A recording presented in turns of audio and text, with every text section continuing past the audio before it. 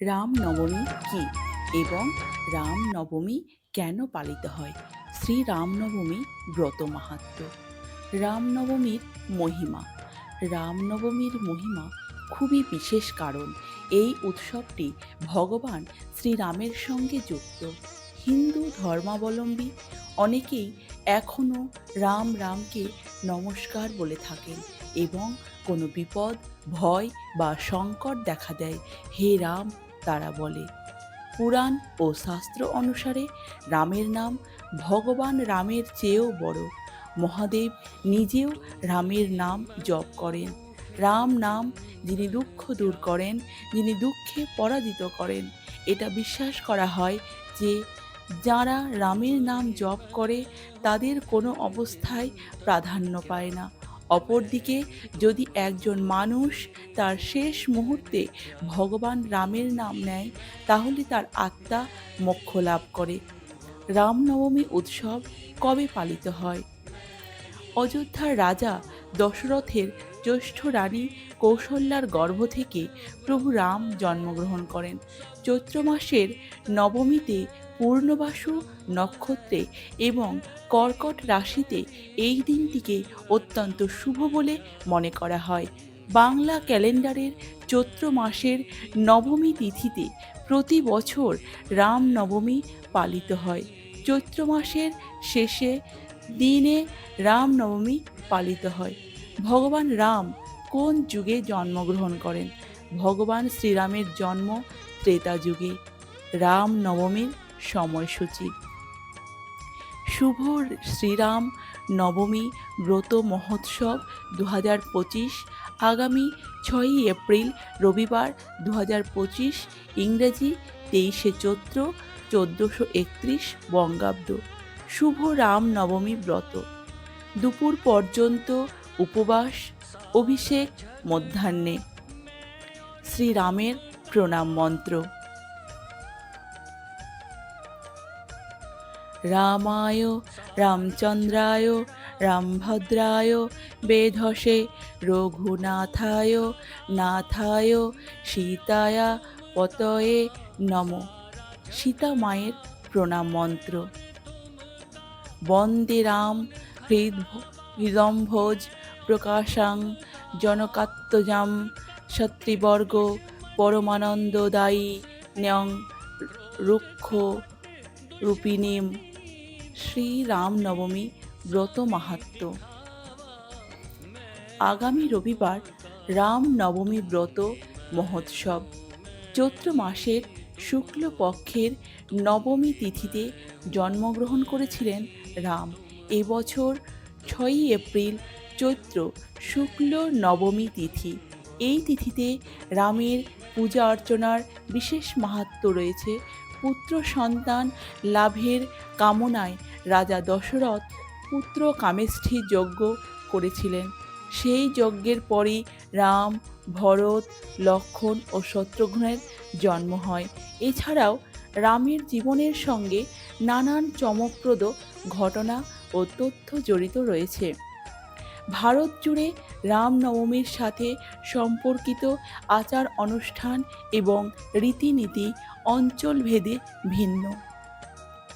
হিন্দু মহাকাব্যে রামায়ণ থেকে পাঠ করে এই দিনটি উদযাপন করা হয়, যা রামের কাহিনী বর্ণনা করে। বৈষ্ণব হিন্দুরা মন্দিরে গিয়ে প্রার্থনা করে, উপবাস করে, আধ্যাত্মিক বক্তৃতা শুনে এবং ভজন বা কীর্তন, ভক্তিমূলক গান গেয়ে এই উৎসব উদযাপন করে।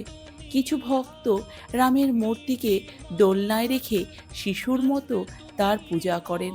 দাতব্য অনুষ্ঠান এবং সাম্প্রদায়িক খাবারেরও আয়োজন করা হয়।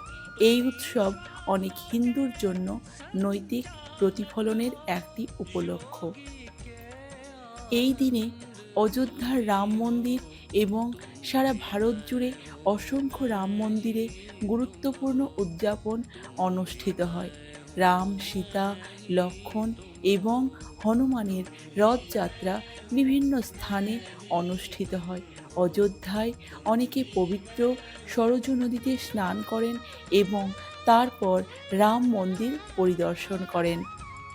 নবরাত্রির নবম দিনে দেশের বিভিন্ন প্রান্তে রামনবমী পালিত হয়। হিন্দু শাস্ত্রে এই দিনটিকে অনেক মাহাত্ম্য। মনে করা হয় অযোধ্যারাজ রাজা দশরথ ও রানী কৌশল্যার সন্তান হিসাবে এই দিন পরমেশ্বর ভগবান শ্রীরামচন্দ্রের আবির্ভাব হয়। তাই এই দিনটি রামনবমী হিসাবে পালন করা হয়। ভগবানের সপ্তম অবতার হলেন রামচন্দ্র। মনে করা হয় ভগবান পৃথিবীতে লঙ্কার রাজা রাবণকে শাস্তি দেওয়ার জন্যই মানবরূপে মর্তে এসেছিলেন। রাবণ ছিলেন বরপ্রাপ্ত। দেবতারা তার বিরুদ্ধে লড়াই করে পেরে উঠতে পারছিলেন না। তাই পরমেশ্বর ভগবান মানুষরূপে পৃথিবীতে এসে ধর্মরক্ষার জন্য রাবণকে যুদ্ধে পরাজিত করেন। সেই যুদ্ধে রাবণ প্রাণ হারান।